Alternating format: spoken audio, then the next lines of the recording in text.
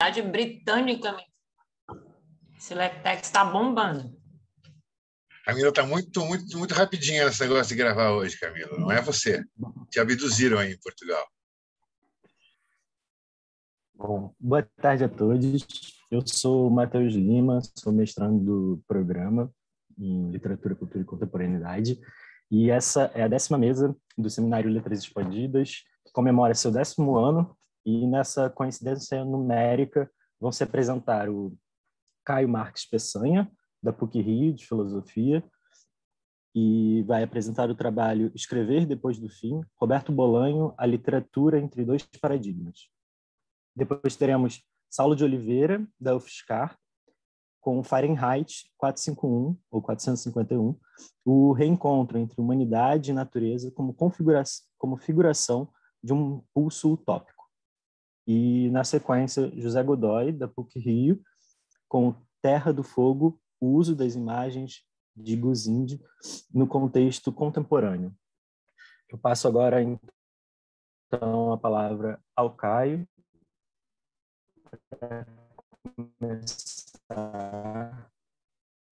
Muito obrigado. Desejo a todos um bom semestre.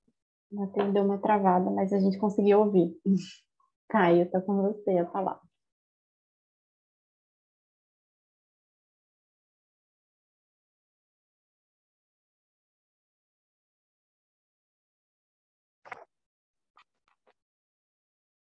Vocês me escutam, gente?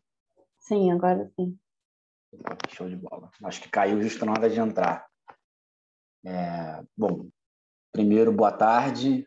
Queria agradecer a toda a galera que estava organizando o LeTeX, ao Matheus, que vai mediar a mesa, aos colegas que vão apresentar trabalho, enfim, a todo mundo que está assistindo. É sempre um prazer enorme falar, primeiro, do meu objeto de pesquisa na filosofia, aqui na PUC, mas muito mais do que isso, de uma paixão de longa data, que é a literatura do Roberto Bolanho, mais especificamente do romancista Roberto Bolanho, que é o que mais me interessa como objeto de pesquisa. E o que eu tenho para apresentar hoje, na verdade, eu acho que dificilmente poderia ser tido como um artigo, um trabalho pronto. Eu tenho uma série de apontamentos de pesquisa que nascem de uma dificuldade muito específica, que eu estou procurando dar conta disso, né, ao longo desse trajeto.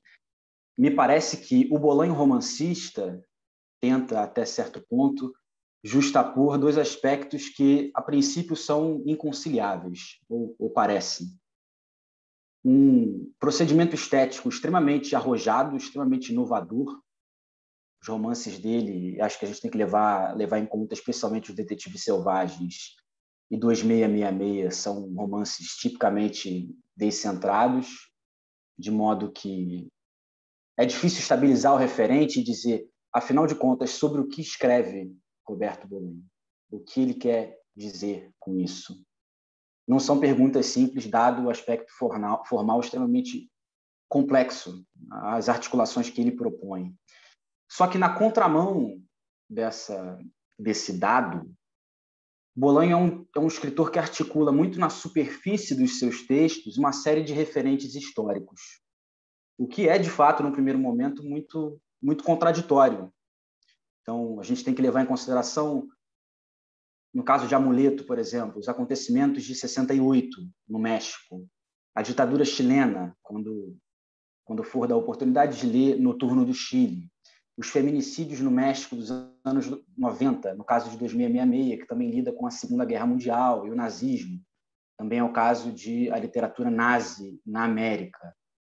De modo que, sem levar esses referentes históricos em consideração, não se vai muito longe na apresentação desses textos e não, eu acho mesmo que é impossível de interpretar sem levar isso em conta. Surge, então, uma pergunta fundamental, básica, que é por que articular esses referentes históricos por meio de procedimentos formais a tal ponto inovadores? E foi um pouco isso que eu quis articular com o título dessa apresentação.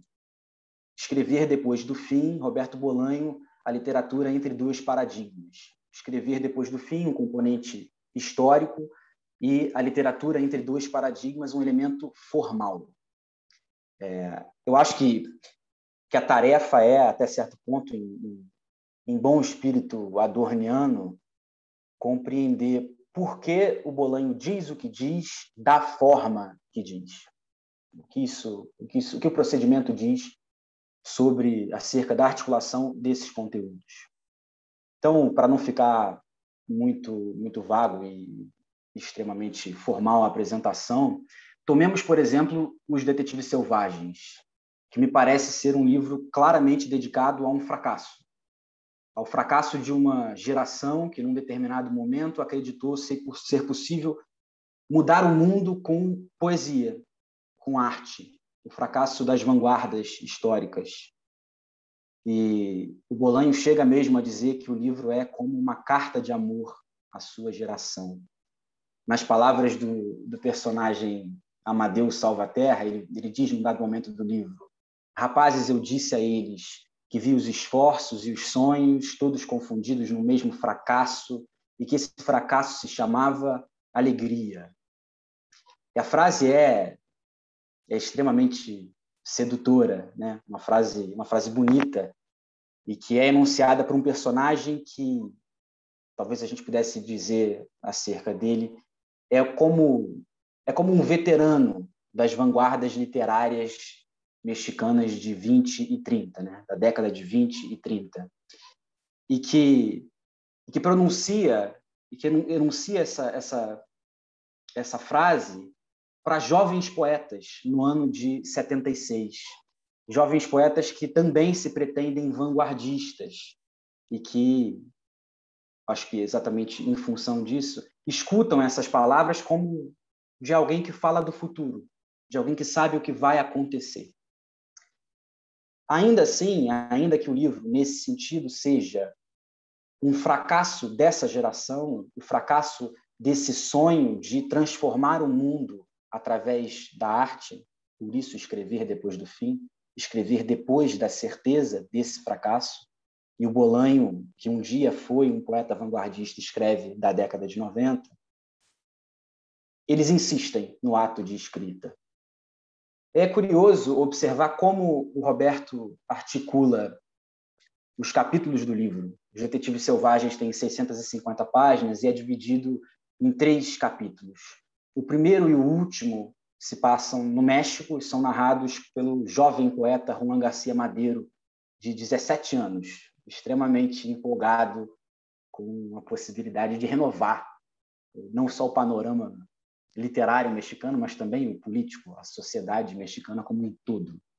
E há um tom de exaltação da potência poética, mas que é entrecortado por um eixo chamado Os Detetives Selvagens, esse polifônico, com mais de 50 narradores, em que a gente vê a narrativa se espalhar tanto no tempo quanto no espaço. No tempo, porque cobre um período que vai de 76 até 96, 20 anos. E no espaço, porque vai da América à Europa, Oriente Médio, passa pelo norte da África. Então, de modo que há uma série de referentes históricos explícitos nessas aventuras. E esse trecho central, ele corta os diários do Juan García Madero, que o primeiro lida com novembro e dezembro de 75, o último com janeiro de 76. E é interessante perceber que não apenas é difícil fixar um acontecimento central, como é preciso levar em conta que o passado jamais será observado de um ponto de vista fixo. E nesse sentido, o próprio procedimento de cortar o diário com um eixo polifônico diz um bocado sobre o que pretende o Roberto. Porque quando nós retomamos algumas das afirmações do jovem Juan García Madero, depois de ter visto o que se passa nos 20 anos seguintes, elas soam de uma maneira um bocado diferente, muito menos inocentes. Então vejam essa frase, por exemplo. Também sem querer, comecei a pensar na minha tia, no meu tio, no que até agora era a minha vida.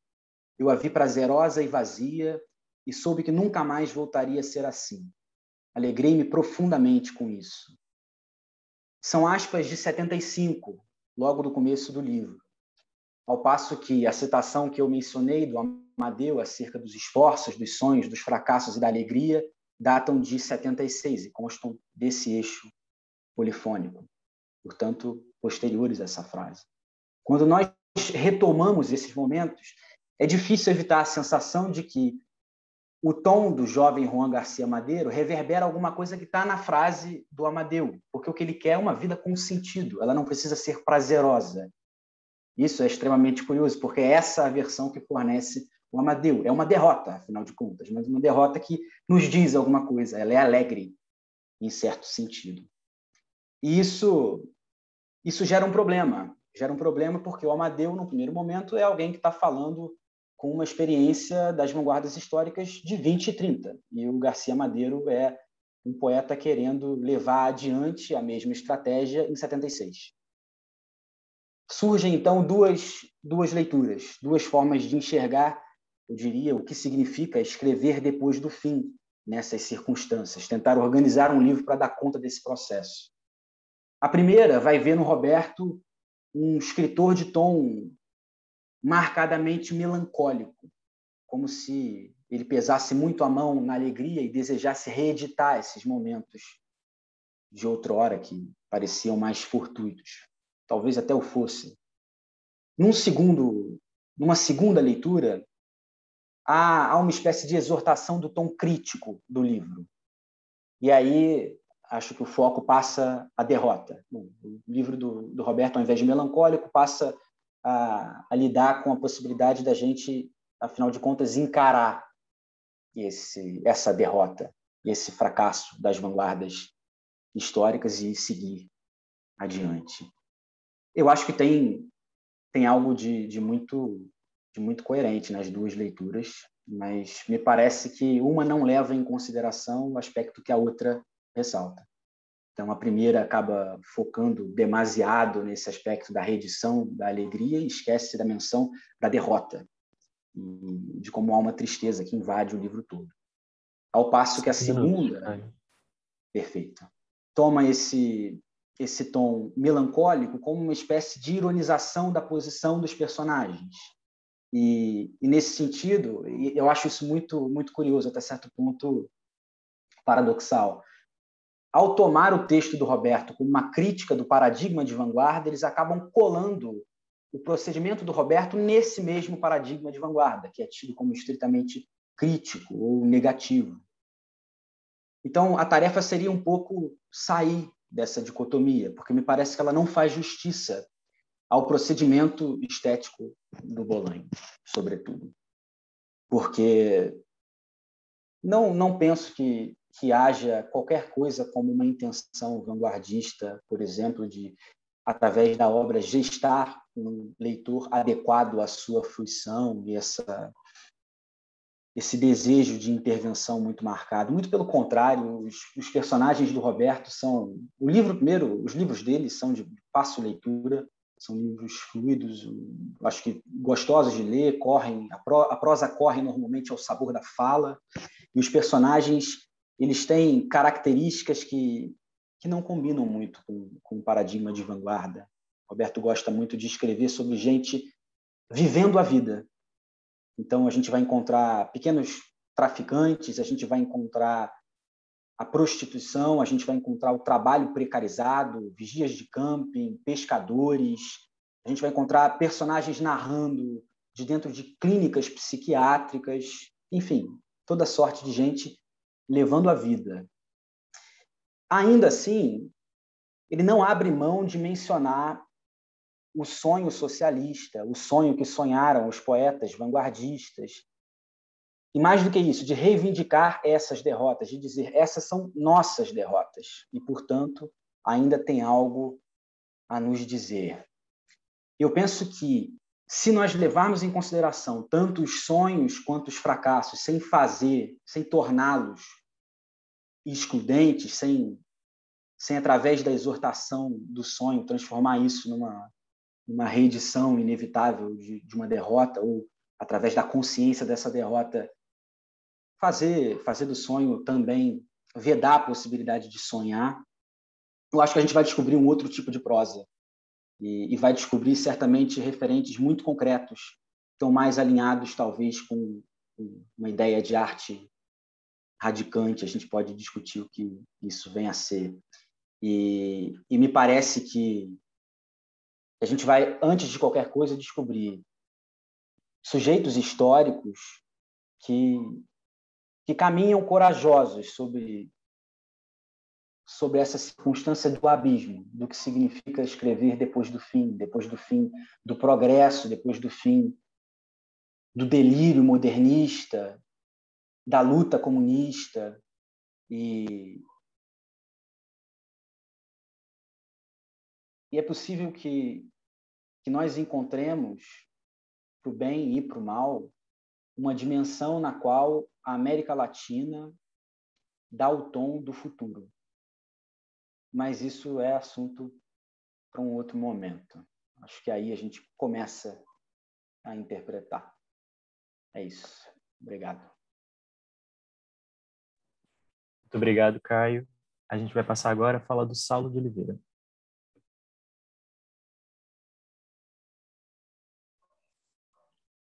Oi, gente. Então, eu sou o Saulo, sou da UFSCar, do programa de pós-graduação em estudos de literatura. Rapidinho, só gostaria de agradecer a oportunidade, né? Gostaria de estar com vocês aí no Rio presencialmente, mas, dadas as impossibilidades, né? Estamos aqui, cada um no seu lugar. Bom, então, meu trabalho aqui vai ser falar sobre o desencantamento do mundo, no Fahrenheit 451, e como o romance figura a natureza como um espaço de impulso utópico.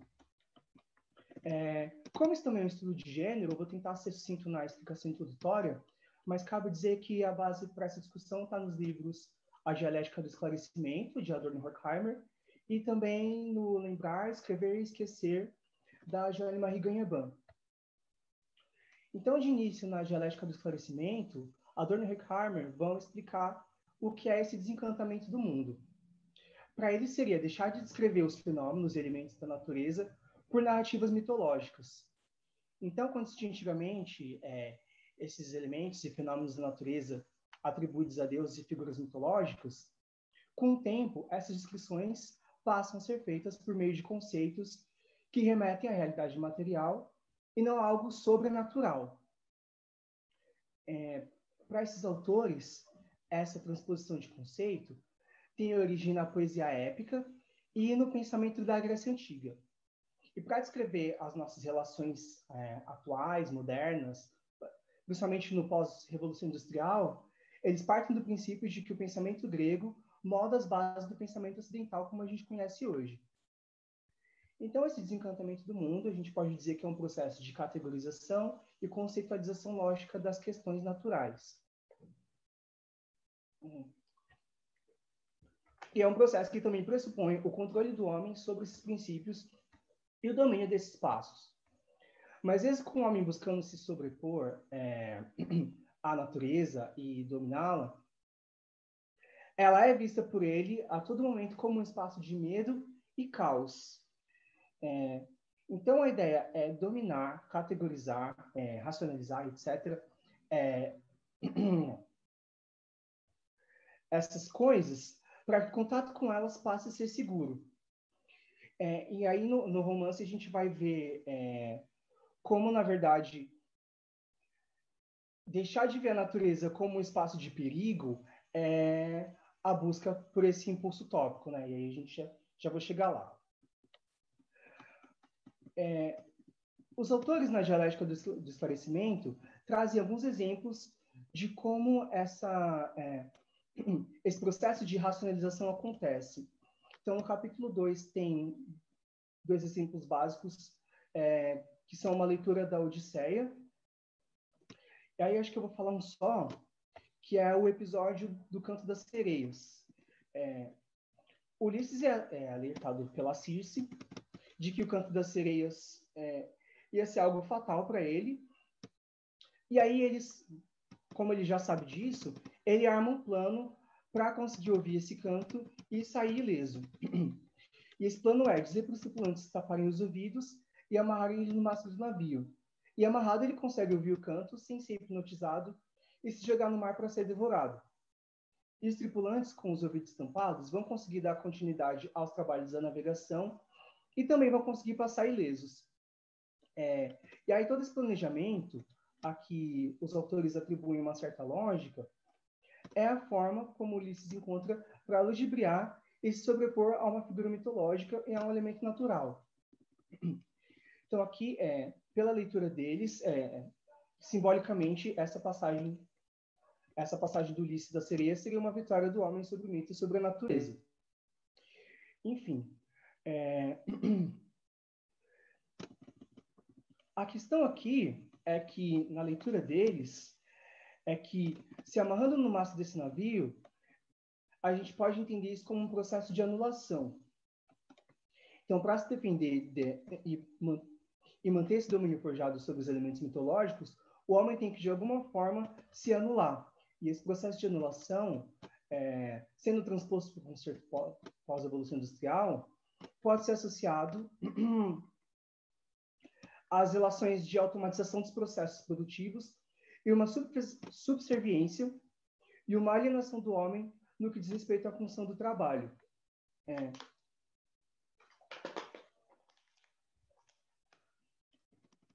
E essa anulação também se relaciona ao que eles vão chamar de reificação ou morte do sujeito em função do trabalho. Acho que uma coisa importante de observar é que, quando se fala desses processos de dominação do homem sobre a natureza, na figura do Ulisses, a gente tem que entender que Ulisses, para eles, não é um homem comum e que ele representa o patriarcado, a burguesia e o pensamento da classe dominante ocidental. Paralelo a isso, na dialética da colonização, o Alfredo Bose vai tratar a ideia de natureza em oposição à ideia de cultura, mas cultura no sentido de civilização, né? E aí as palavras colo e cultura têm a mesma raiz etimológica e está relacionado também a essa ideia de controle sobre a terra, mas a parte importante aqui é que cultura tem o sentido de vida mais humana e também está relacionado ao desenvolvimento tecnológico, principalmente depois da Idade Moderna. Então, cultura está relacionada com civilização e desenvolvimento tecnológico, que também molda o pensamento utópico quando a gente considera a utopia do Thomas More, que é uma cidade totalmente planejada e que, na Fortuna Crítica, marca um casamento harmonioso da relação entre homem e tecnologia para o alcance de uma vida mais humana. E esse pensamento, essa ideia de uma relação harmoniosa entre homem e tecnologia, ela se perdura até a Primeira Guerra Mundial, que é quando se percebe que o uso da tecnologia, na verdade, está voltado muito mais para um poderio bélico e para guerras, né? Então, do que efetivamente para o alcance desse conforto. E aí acho que a gente já entra em Fahrenheit 451, que retrata uma distopia em que a leitura de livros é proibida e os livros são descobertos e devem ser todos queimados. Assim, então, após a Primeira Guerra, as distopias, os autores meio que param de escrever utopias e passam a escrever distopias, porque a relação com a tecnologia passa a ser vista de uma forma pessimista, né? E depois, com a Segunda Guerra Mundial e com o Holocausto, esse pensamento se agrava. Então, aqui em Fahrenheit, essa queima de livros já aponta também para uma referência ao nazismo. E aí a crítica se dá, sobretudo, na oposição entre a cidade e a natureza, como esses dois espaços representados dentro do texto. E aí, acompanhando a jornada do Guy Montag, que é a personagem principal, e na interação dele com outros personagens, a gente nota uma configuração da cidade como um lugar que tudo é exclusivamente automatizado, e essa automatização faz com que as pessoas percam o diálogo e o contato mais íntimo. É um desses textos que representa bastante como o homem foi ficando dependente da tecnologia. Não sei se vocês já viram também aquele filme Brasil, em que tudo que as pessoas fazem é extremamente automatizado. Então, eles querem representar isso também. E o Guy Montag conhece uma garota que meio que foge um pouco dessa lógica automatizada. E ao conhecer ela, ao conversar com ela, ele vai percebendo que ele não é feliz nesse espaço. E ela também explica para ele algumas coisas que ela acha que são estranhas, tipo como o fato das pessoas correndo o risco de serem presas por estarem caminhando na rua, ao invés de andar num carro, por exemplo. Então, de um modo geral, a gente percebe que nessa leitura, aquela vida mais humana conquistada pela tecnologia que o Bose fala, não é bem assim, porque a tecnologia se sobrepõe ao homem. E dentro do romance, a gente observa que a tecnologia, como eu já disse, ocupa todos os espaços. Isso se nota principalmente nas passagens que a mulher do Guy Montag interage com personagens nas telonas que eles têm instaladas em casa. São pessoas que ela não conhece, mas que ela chama de família. E a gente nota também que nesses espaços da cidade as pessoas estão super expostas a estímulos. Televisão, eles têm uma concha no ouvido que transmite coisas, o próprio uso do carro e por aí vai. Outra característica importante é que a sensação distópica está muito atrelada à ideia de velocidade. Por exemplo, tem uma passagem que fala que os carros passam e eles não enxergam as flores, só manchas.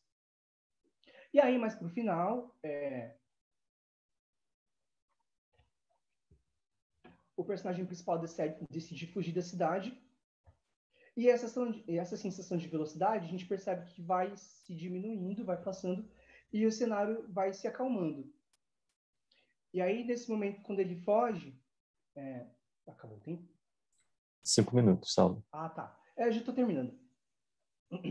A passagem é toda natural e tem, assim, sem indícios de intervenção humana. A mesma coisa acontece com o fogo, que na cidade está relacionado à destruição, tanto pelo fogo que queima os livros, quanto pelo medo da bomba atômica. Mas, quando o personagem principal chega na floresta, o fogo passa a ser associado à ideia de calor, né? E o fogo entra em harmonia com os outros elementos, porque ele passa pelo rio, e aí tem um processo de purificação, sente o cheiro da terra, o ar é mais puro, e o fogo aquece.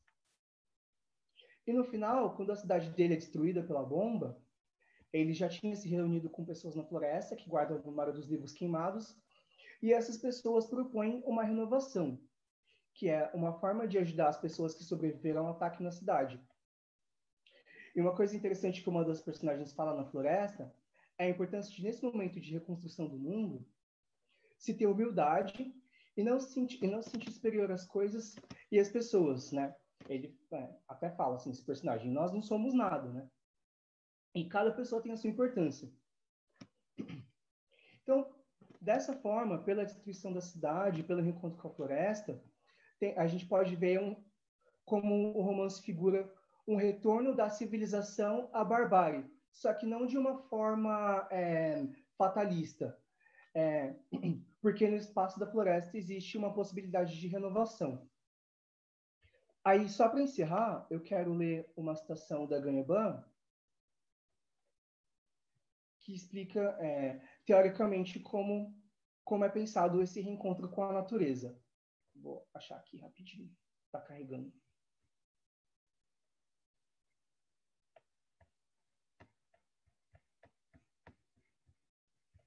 Que pena, a gente tinha deixado na página, mas já vou achar, só um instante.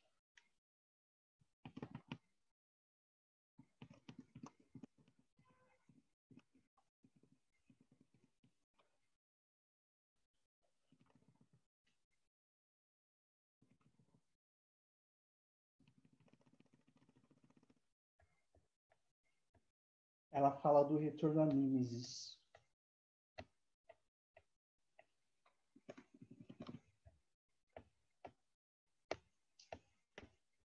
Será que não vou conseguir achar? Que coisa estava aqui.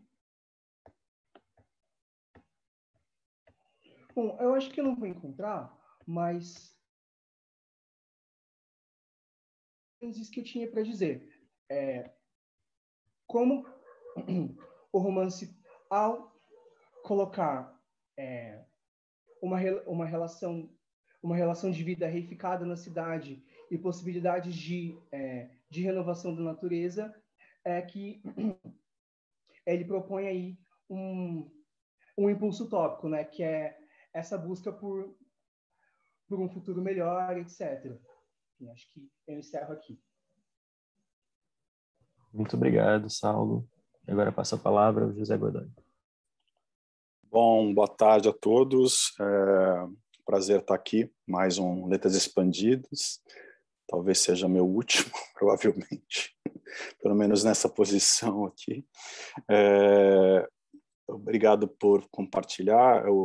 Tanto o Bradbury quanto o Bolanho são autores que eu gosto muito e é sempre bom ouvir os colegas falando, explicando alguma coisa para a gente que uma leitura não crítica, assim, uma leitura de prazer, a gente deixa escapar. Eu acho que eu vou tentar compartilhar uma tela, mas talvez eu não seja a pessoa mais indicada para fazer isso. Se der errado, talvez alguém me ajude. Começaremos. Eu acho que vai dar certo. Vamos ver. Deu certo? Sim. Tá bom? Estão vendo bonitinho? Tá funcionando. Uhum. Então, beleza. Então, vou começar a falar. Eu mandei a proposta para falar do Guzinde no contexto contemporâneo.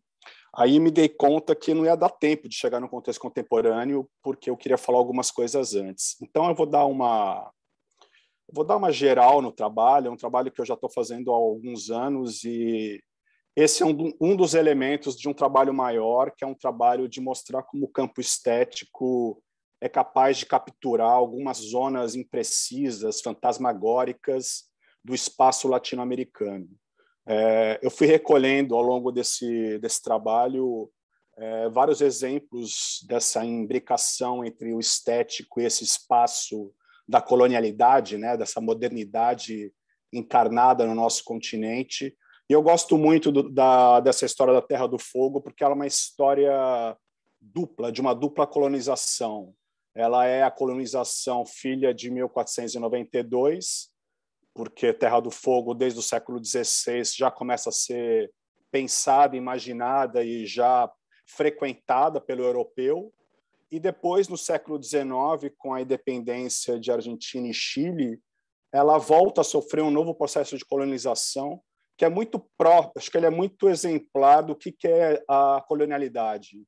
O Estado-nação que é criado no nosso continente, reproduzindo práticas e demandas do colonizador original, né? Então, eu vou contar rapidamente essa história dentro do tempo que a gente tem aqui, tá? Vamos lá.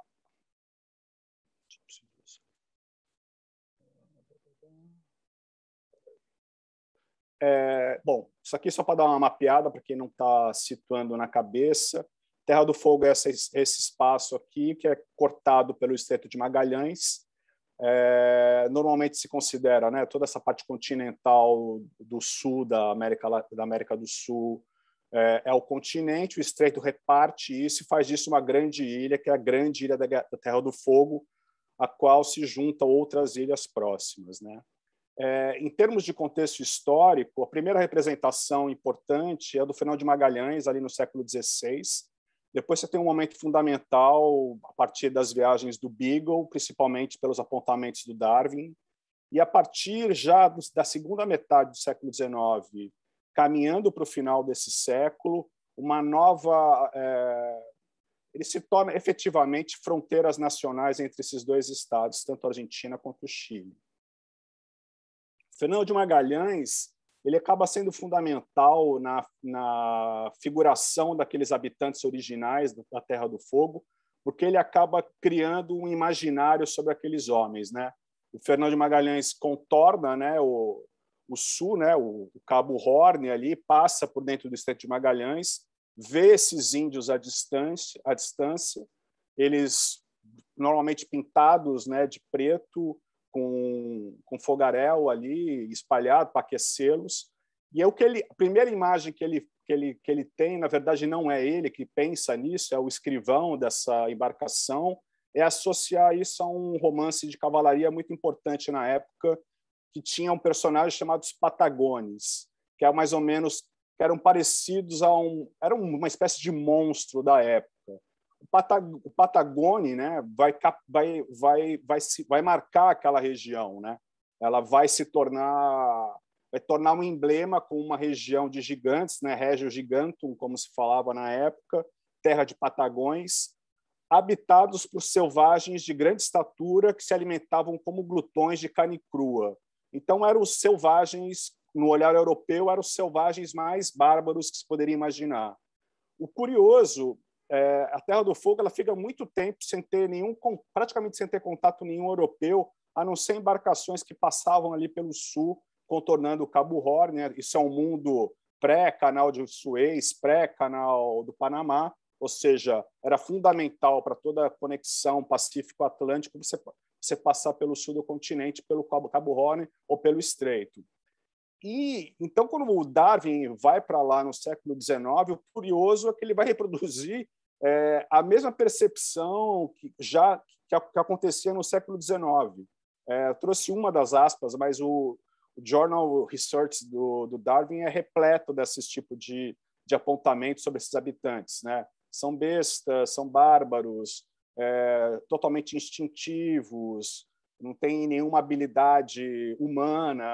A gente pode imaginar mil formas de representação.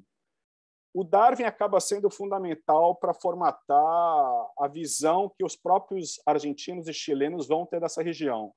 É um momento muito forte do positivismo científico e leituras como a do Darwin, considerando a importância que ele vai ganhando ao longo das décadas seguintes, a importância ainda que você tinha do conhecimento europeu naquela época, se tornam um padrão de leitura sobre aqueles habitantes.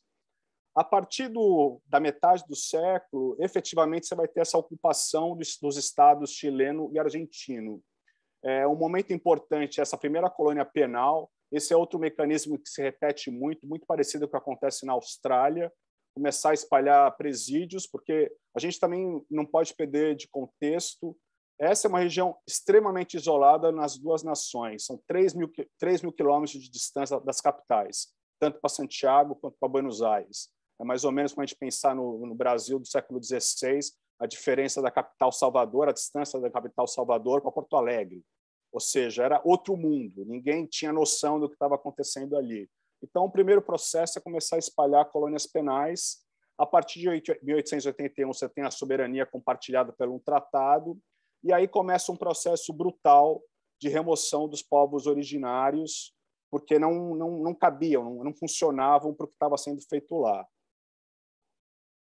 Você começa a ter uma atração enorme, isso é curioso, porque essas nações se tornam independentes no final da segunda década do século XIX, na viradinha para a terceira década, e 30 anos depois, o que elas almejam como homem para povoar essa região inexplorada são os próprios europeus.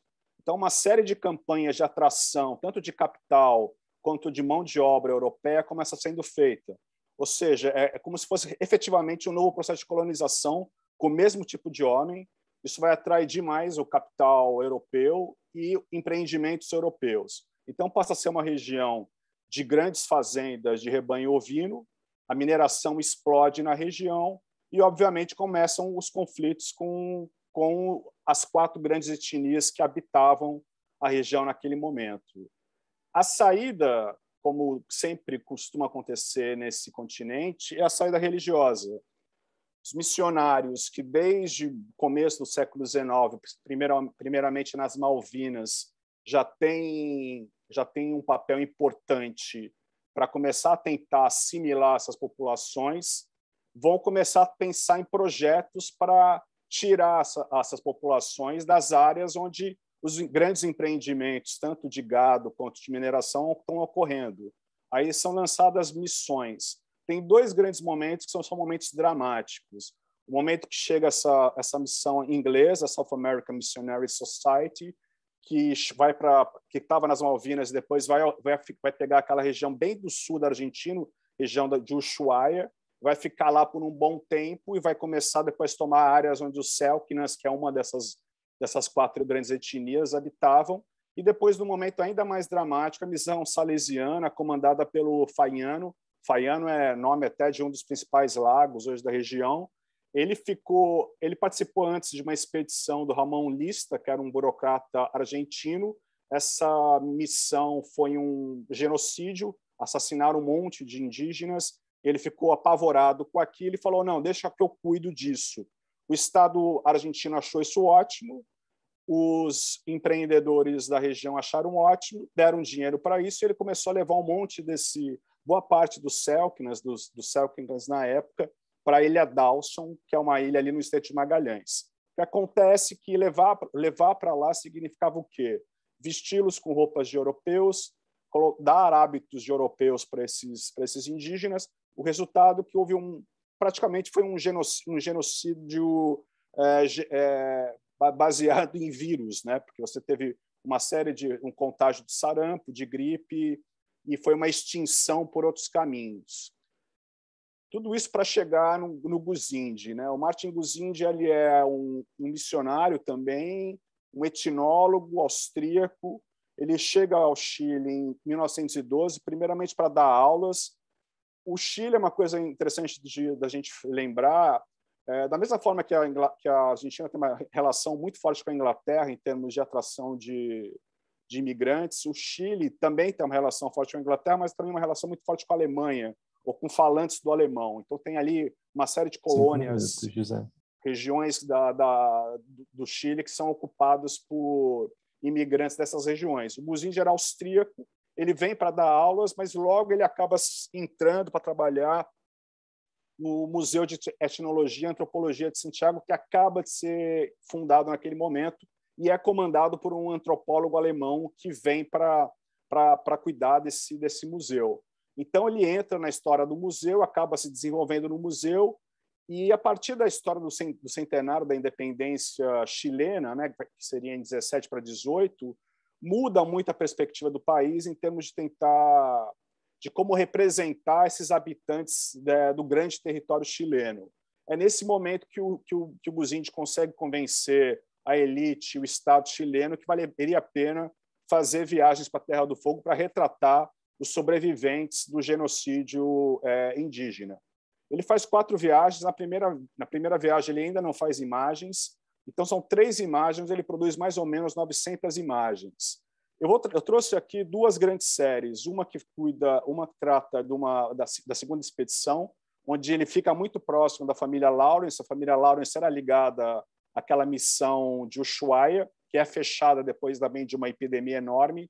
Essa família Lawrence tem um papel enorme, muito forte na região de Ushuaia. Ele cria uma proximidade e vai retratar a vida desses habitantes. E depois, na última viagem dele, ele consegue retratar o Rain, que é a principal cerimônia Selknam, e são as imagens que vão ganhar o mundo até hoje, que estão na contemporaneidade. Você pode ir em qualquer museu, grande museu de etnologia do mundo, vai ver essas imagens. A internet está cheia de sites. A última Bienal de São Paulo, não a que acaba de começar, mas a de 2018, tinha imagens do Guzinde. São sempre essas imagens do Rain. Em termos da primeira série de fotos, são imagens que falam muito sobre assimilação. Essa indígena, a Nellie Lawrence, ela se casa com um filho do patrono da família e acaba criando uma família mestiça, e ela tem uma função fundamental para o Guzinde. Ela acaba sendo uma intermediária do Guzinde com os Yamanas, que é a etnia que ocupa aquela região. Então, a Nellie é praticamente uma coautora dessas fotos. Aqui a gente vê claramente a assimilação já funcionando a todo vapor, todos vestidos já com roupas europeias. E aqui é uma foto que ela não está com boa definição, mas aqui, basicamente, são Yamanas vestidos como europeus e tem alguns homens aqui da família Lawrence juntos. Então, aqui é claramente um processo de assimilação.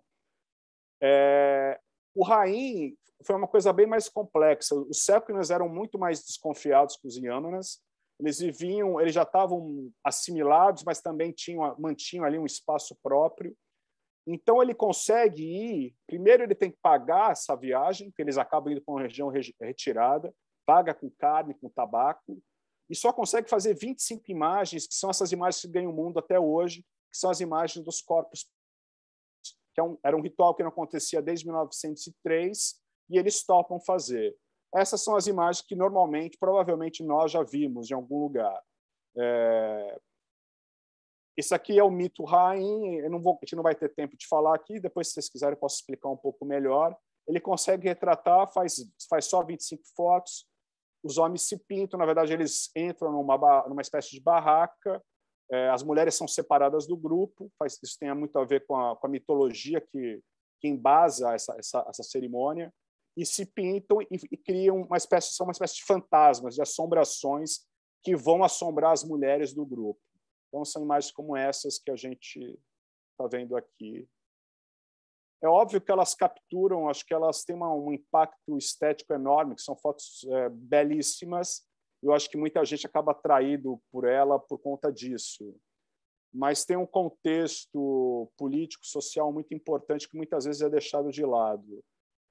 Numa discussão mais ampla, eu discuto isso em termos da discussão da utilização contemporânea dessas imagens, perdendo esse contexto histórico importante. Essa aqui é a utilização das imagens do Guzindi na última Bienal de São Paulo, que abria com esse painel com 2 jovens Selknams. Essa frase que, para mim, acabou sendo muito problemática, eu trato disso no meu trabalho, como se antes tudo fosse como se na América Latina, em algum momento, tivéssemos sido apenas né? Um único corpo, um único grupo. E aqui começa essa é a sessão da Sofia Borges. A Bienal ela foi dividida por 6 curadores, né? Artistas curadores, cada um desenvolvia colocava o que queria no seu espaço. As imagens do Guzindi abrem o espaço da Sofia Borges, que a gente pode ver que a gente começa a caminhar pela sessão da Sofia, pelas imagens do Guzindi que eu acabei de mostrar agora. Acho que para o tempo que a gente tem aqui é mais ou menos isso. Se vocês quiserem conversar um pouco mais, estou à disposição. Muito obrigado, então, José. Muito obrigado também ao Caio, ao Saulo. As apresentações foram ótimas. E agora a gente abre para as perguntas. Quem quiser, o ideal é que marque com aceno da mão, né, o raise hand, ou mande aqui pelo chat.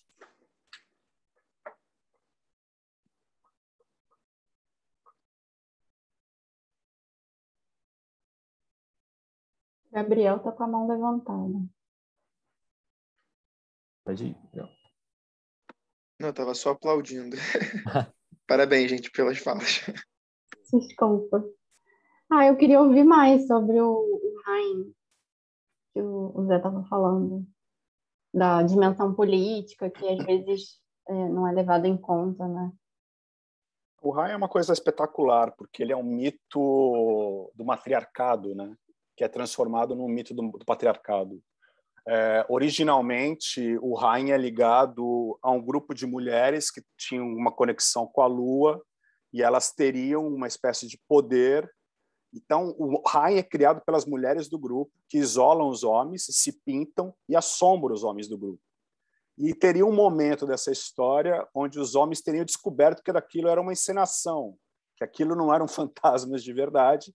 Isso tem uma vingança atroz desses homens que tomam o poder da tribo e aí absorve o mito para eles. Então, o Haim, como ele é retratado pelo Guzindi, é uma segunda versão. Então, eu acho sempre muito complexo. A minha discussão sempre em relação à utilização contemporânea dessas imagens é um pouco isso, né? São imagens que possibilitam diversas leituras, né? Leitura sobre o patriarcado, sobre um mito que é originalmente feminino e que é transformado num mito masculino. E também é uma história maluca, porque é uma história... As mulheres sabem que aquilo é uma encenação, elas sabem daquilo, ao mesmo tempo elas têm que fazer... tem que encenar um horror, né? Um susto diante daqueles homens que são os maridos delas, na verdade, né? Então é um mito que para mim ele é muito complicado da gente ler contemporaneamente, assim. Primeiro por essas questões, eu acho que a gente usa muito, né? No caso especificamente da última Bienal, o caso do trabalho da Sofia Borges, né? é uma discussão importante em termos de instalações contemporâneas, você dissociar-se do contexto original das imagens dentro daquele espaço da curadoria. O curador é soberano, autônomo, combina aquilo como quer, dá novos contextos para o que coloca dentro do espaço dele, e esses novos contextos podem gerar novos modos da gente entender, compreender, fazer outras relações. Mas eu acho que a gente, como pesquisador latino-americano, eu acho complexo isso. Você imaginar que na Bienal mais importante, do país mais importante da América Latina, você lança essas imagens e não dissocia de qualquer contexto, me causa uma estranheza, entendeu? Assim, eu acho que elas têm um contexto importante, é um contexto que fala do genocídio. O Selkness tem uma discussão no Chile importante hoje, até agora, de 2018, que tem uma questão do reconhecimento que os Selkness não estão extintos.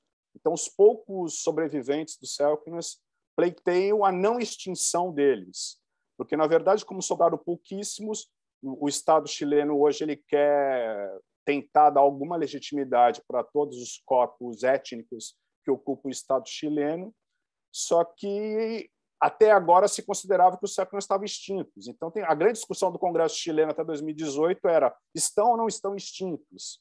Então, acho que tem uma série de implicações políticas que a gente não pode usar, ainda mais nós, aqui, latino-americanos, lidando com essas coisas. A colonialidade é uma coisa encarnada, está aqui, continua entre nós. Estamos falando dela, estamos vivendo dela. Estamos vivendo sobre um país tomado por símbolos da colonialidade. Não dá para você, como artista, como curador, usar essas imagens sem perdendo esse contexto, entendeu? Então, acho que é um pouco por aí, se você responder. Então, a minha pergunta para o José seria para que ele comentasse um pouco mais sobre como você está tratando dessa frase aí, antes tudo era um, no seu trabalho, né? Porque, como eu comentei aqui, eu vejo que, na verdade, é agora que tudo tende para ser uma coisa só, né? Não antes tudo era um.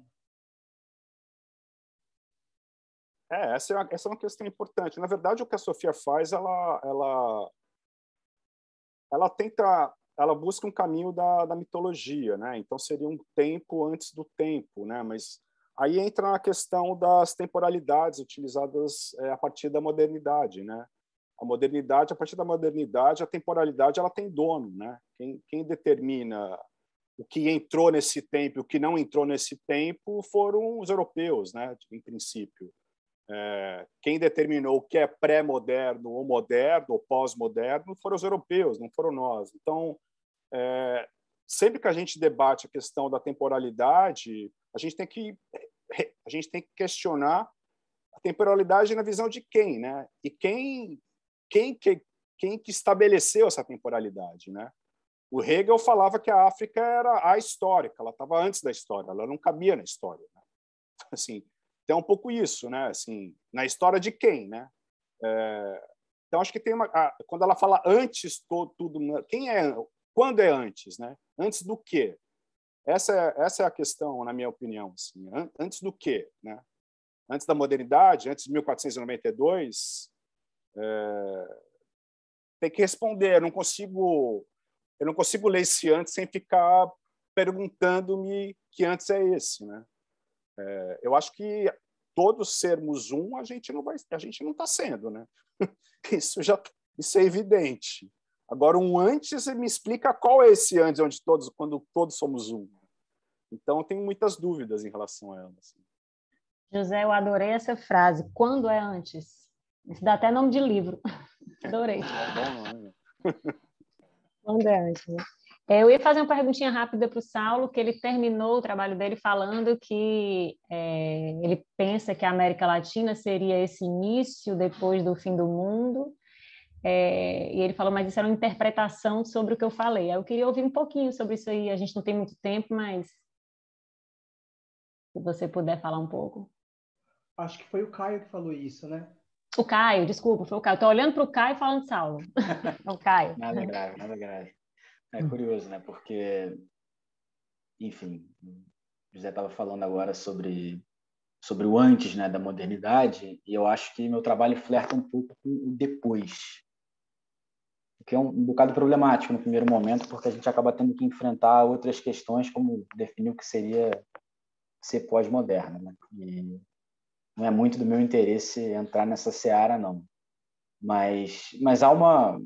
Acho que meu trabalho dialoga um pouco com a tradição da teoria crítica brasileira, não exatamente a dimensão afirmativa dela, né, nos clássicos, mas mais para as interpretações do Paulo Arantes. Eu acho que algumas das ideias desenvolvidas pelo Bolanho, especialmente em livros como 2666, por exemplo, elas flertam um bocado com o Apocalipse, né? Então, evidentemente, eu só pude expor um desses motivos do que seria escrever depois do fim, mas há alguns outros. Então, eu poderia pensar nessa questão ao menos de outros dois aspectos. O primeiro seria o significado das ditaduras latino-americanas, né? Porque quando a gente menciona esse tipo de fascismo, o fascismo das ditaduras latino-americanas é certamente muito diferente do fenômeno fascista que coincide com a emergência do nazismo na Europa. Apesar da dimensão algo modernizadora e que já não está presente nessa ressurgência que a gente está vendo nesse momento, que é outra dimensão do problema, é como se aquelas sociedades do futuro, desse futuro colonizado, europeu, como o José acabou de colocar, esse futuro vai para o espaço a partir do momento em que essas ditaduras começam, né? Bom, não há futuro, até porque há uma intervenção internacional muito evidente. E há uma outra dimensão do que seria escrever depois do fim, né? Depois do fim desse futuro das sociedades latino-americanas e depois do fim do progresso como um todo. E aí que eu penso mais explicitamente que a América Latina dá o tom do processo. Porque o que seria isso? Uma periferização do centro, como costuma dizer o Paulo Arantes. Eu acho que o Bolanho desenvolve isso por outros meios, né? Não através do filosofês que nos é peculiar, mas, sei lá, eu fico lembrando, por exemplo, de uma cena logo no começo de 2666, na qual intelectuais espancam um taxista, intelectuais europeus, é bom que se diga, um taxista paquistanês. E eu acho que há diversas cenas nos romances do Bolanho que dão conta de um processo de desintegração social que nós estamos vendo a olho nu agora. A coisa está escancarada. E talvez fosse interessante pensar o que abandonar toda essa dimensão do sonho custa para enfrentar esses monstros que nós estamos enfrentando nesse momento. Muito bom. Pena que o tempo é curto, né? Porque a gente tinha muita coisa para falar aqui. Tenho tempo para uma mini pergunta para o Caio? Clélia? Caio, agora na sua resposta ainda mais, mas eu já tinha pensado quando você estava falando ali dessa movimentação dos romances do Bolanho, né, que são romances, quase todos eles, que em algum lugar, em algum momento se encontram, né? O 2666 encontra detetives, que encontra o literatura nazi na América, que encontra... E eu me lembrei de um livro que não é muito falado dele, não é dos considerados dos melhores, mas que me impactou muito, que é o Amuleto, que tem o personagem eu esqueci o nome dela agora, que ela é a mãe da poesia mexicana, né, da nova poesia mexicana. É uma chilena que está no México, que vivencia dentro da universidade uma ocupação, porque ela é uma história, como todas as histórias do Bolanho, bem estranhas. Mas eu acho que ela é uma chave para a gente entrar nos detetives, por esse viés de periferização do centro, né? Eu acho que ela, naquele papel dela, meio coadjuvante, meio principal, ela faz bem esse movimento. Se eu não me engano, eu não tenho certeza se ela aparece no Detetives. Eu sei que os meninos aparecem, ela eu não estou bem lembrado. Mas eu queria que vocês pudessem falar um pouquinho sobre. Bom, é interessante porque ela aparece nos Detetives Selvagens, a personagem é Alcírio Lacouture. Ela é uma uruguaia que já está no México. Uruguaia, Ela narra de 76, se não me engano, também. O relato dela é de 76. E o episódio que ela vivenciou é do 68 mexicano. E é interessante porque rola essa leitura do Roberto como um escritor profundamente melancólico, né? E que ela é algo problemática, porque se a gente colar muito o conceito clínico para pensar uma obra artística, bom, então o livro não tem exatamente muita coisa a dizer para o nosso tempo, já que ele está tão apegado ao passado, né? E só que a Auxílio, ela é a típica personagem melancólica. E eu acho que o procedimento do amuleto como um todo, ele é distinto, ele tem que ser analisado de uma maneira distinta daquela que a gente encontra nos Detetives Selvagens. E óbvio, né? O Amuleto é uma novela inteira dedicada a essa personagem que não consegue largar o banheiro, né? E o tom que o Roberto adota para desenvolver esse episódio é muito crítico, porque é fácil a gente ceder a esse âmbito sedutor da prosa do Roberto e como a personagem ela representa um foco de resistência, né? O exército quebra a autonomia da UNAM e ela está no banheiro lendo poesia. Ao mesmo tempo, ela faz questão de ressaltar a todo momento que nessa condição de imigrante, apesar dela tomar aqueles jovens de toda aquela geração como amuletos, como figuras que representam a possibilidade da gente pensar um outro México, coisa que o valha, a poesia está na latrina, né?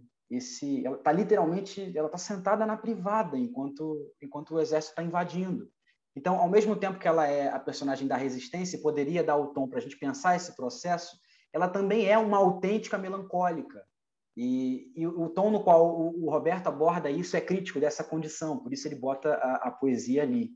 Então, afinal de contas, ela dá descarga na poesia. Não tem muito de onde tirar daqui se a gente alimentar essa crença algo juvenil na potência da escrita por si só. Enfim, eu acho que ele mobiliza isso através da melancolia em Amuleto, mas nos Detetives Selvagens eu penso que é de fato um processo de luto, todo muito desenvolvido. Assim, tem a ver com os aspectos formais dos dois livros. Eu iria mais com os Detetives Selvagens para pensar essa dimensão internacional e latino-americana. Acho que Auxílio tem mais a ver com o sujeito traumatizado. Obrigado, excelente. Bom, encerramos então aqui a mesa 10, com essas apresentações sobre esse distanciamento do antes e o que resta nós fazermos com o futuro. Eu quero agradecer a organização do LeTeX aqui presente, aos pesquisadores que trouxeram suas comunicações e aos participantes que perguntaram e puderam criar esse diálogo maravilhoso. Daqui a pouco nós temos a mesa 11 e quanto à mesa 10 a gente termina. Muito obrigado a todos. Obrigada, gente. Saulo, nem deu tempo de eu te perguntar, tinha coisas aqui também, mas vou atrás do seu trabalho, viu? Obrigado, pessoal. Obrigada. Valeu. Zé, Obrigada, gente. firme. Intervalinho agora de 10 minutinhos. 9, desculpa, 5h15? Não, peraí, que horas são? São 5h16. 5h15, 5h15, tá bom. Ah, tá, 5h16, beleza. Beleza. Desgravar.